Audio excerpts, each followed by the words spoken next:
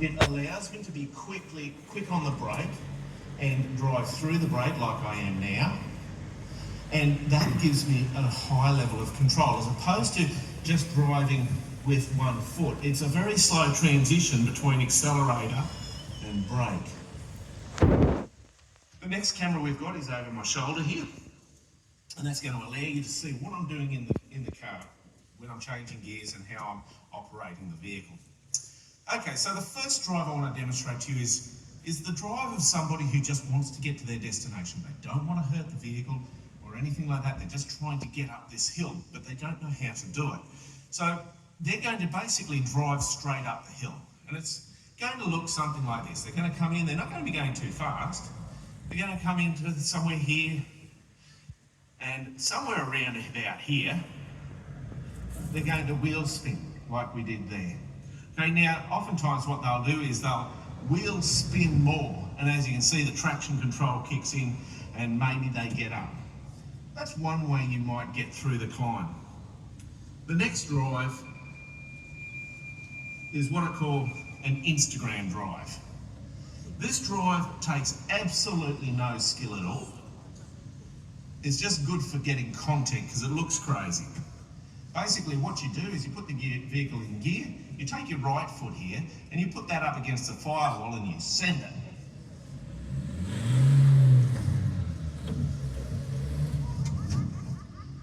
Now I don't know about you, but I'm glad Opposite Lock own this vehicle because I tell you what, I do not want to treat my four-wheel drive like that. It's a good way to break components and you don't need to do it. So, let me show you the type of drive I would expect to see from a competent four-wheel driver who knows how to climb an obstacle like this. I call this follow the water. You can see where the water flow has come down through the mountain. So we're going to keep that under the centre of the vehicle. So I'll roll down in. I'm in first gear low range. Nice and slow at this point. I come to here. You can see I'm already coming at some different angles to the mountain. At this point I go there. Now I'm looking for the traction.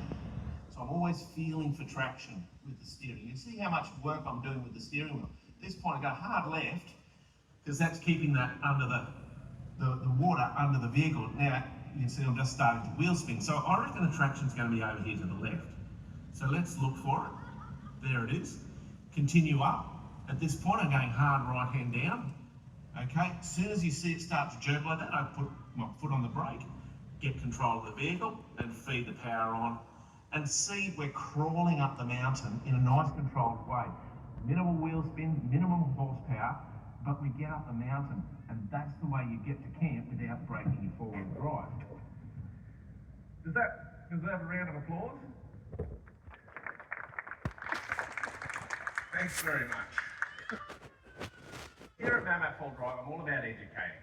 I want to help you get out there and wheel well. So if you like what you see today and you want to get some more information about how you can go out there full driving, well then head to my website, mtmax4wd.com.au, or check us out on Instagram or Facebook. All right, I've got to head back down the mountain here, and in my walk brain, it's best to do that in reverse.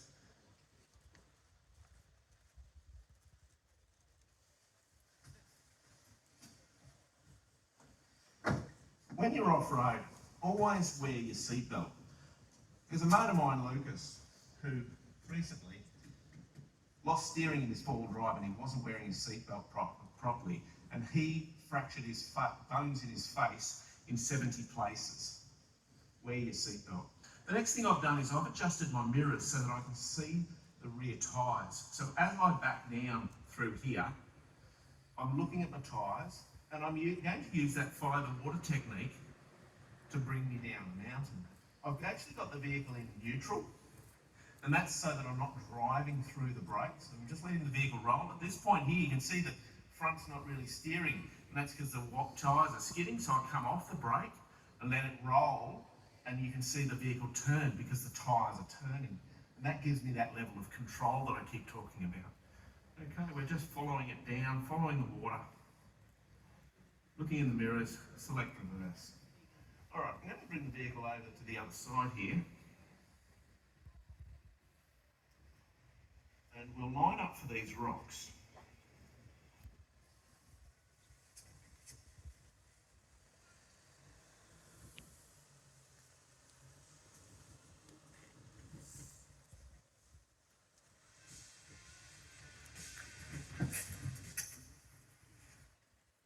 when you're off-road, you've got the ability to manipulate a few things so that you can get through the obstacles.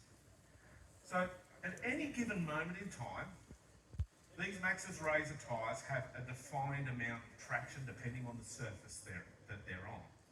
We can manipulate that by letting some air out of the tyres. When we do that, we increase the amount of contact the rubber has with the surface. That increases our traction, and that's excellent. We should do that. But we can only do that with the vehicle stationary, and when we're out of the vehicle. We can't do it whilst we're in motion. And so what can we manipulate as a driver to get us through an obstacle? Well, we can manipulate our momentum. Think of the vehicle like a battery. When it's moving, that mass has energy. The faster it's moving, the more energy it has. And as a driver, we can use that energy to get through an obstacle. The skill comes in balancing the energy or the momentum with the traction that you have. So a competent four-wheel driver is going to learn how to get their vehicle through an obstacle with the right amount of momentum and traction. I'm going to demonstrate two drives for you now. The first drive is a traction-only drive. So we're just going to use the traction of the tyres to try and get up these rock steps.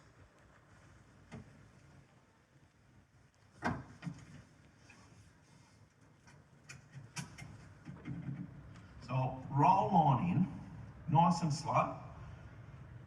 We'll get to here and I'll stop.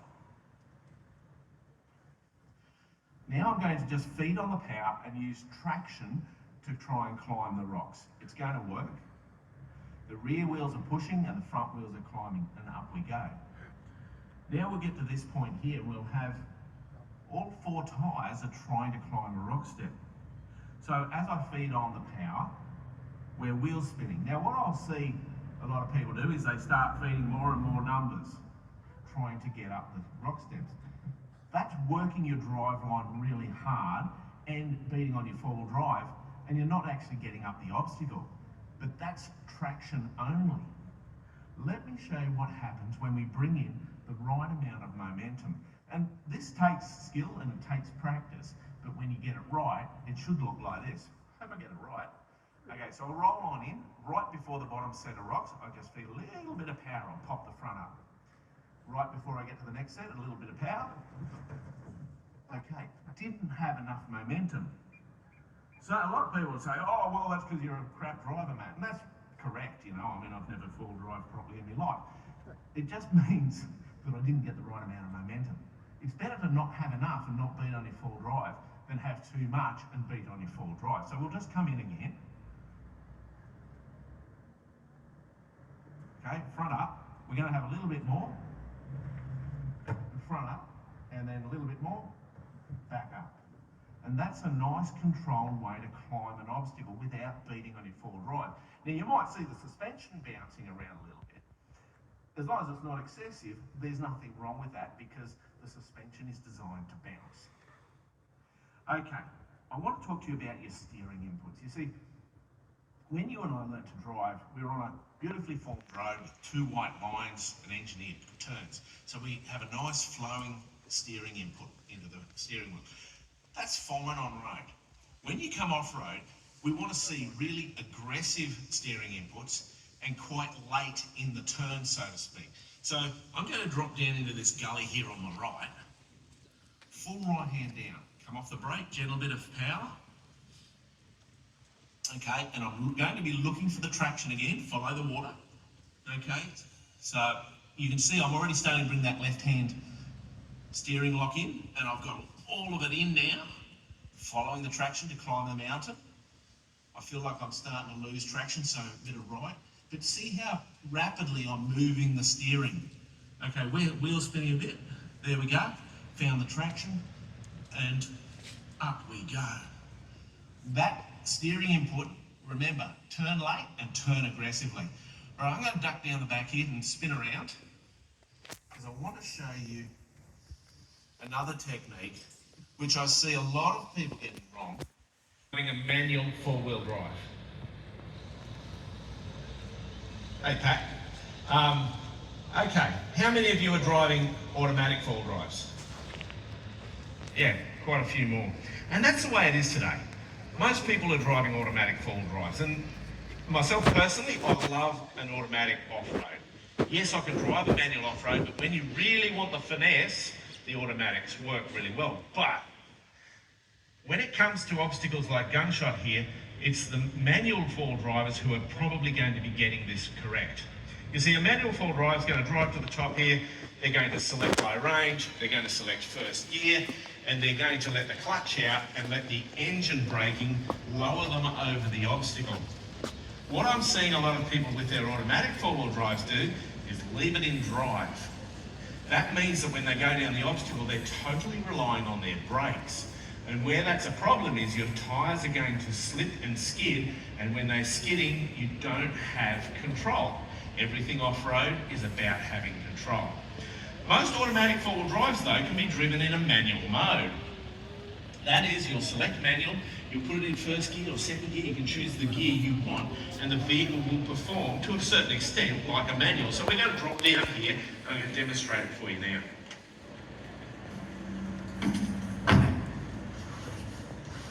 So to get this vehicle into a manual mode, gear selector all the way back to drive, pull it across, on the dash it says first gear. So that's all good, handbrake off. Now I want you to watch my brake pedal as I come down this climb. I'm actually going to take my foot off the brake. Okay, once I know I'm lined up, you can hear the engine revving a bit, but that was engine braking in an automatic four-wheel drive. And that's what I would expect to see from a four-wheel driver who's got control of their four-wheel drive. So remember manual mode. Diff locks. A lot of people don't understand the power of a diff lock. So I want to demonstrate that for you right here.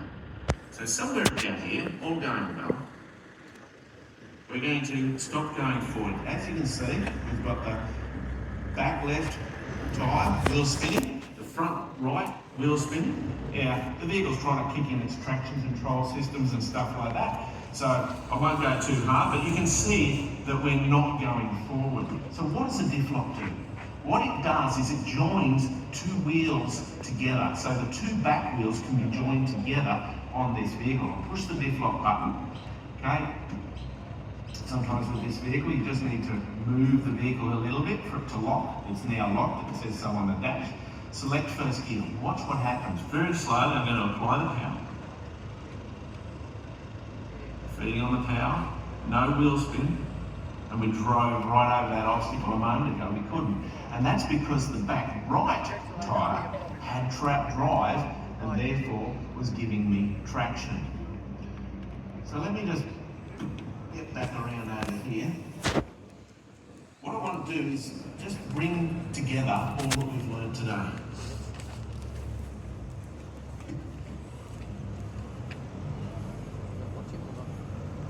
So what have we covered off? We've covered off follow the water, using that technique of keeping the water under the centre of the vehicle as you go through and over your obstacles. We've talked about steering inputs, we've talked about wearing a seatbelt, keeping your adjusting the mirrors, and we've talked about using manual mode in your four-wheel drive.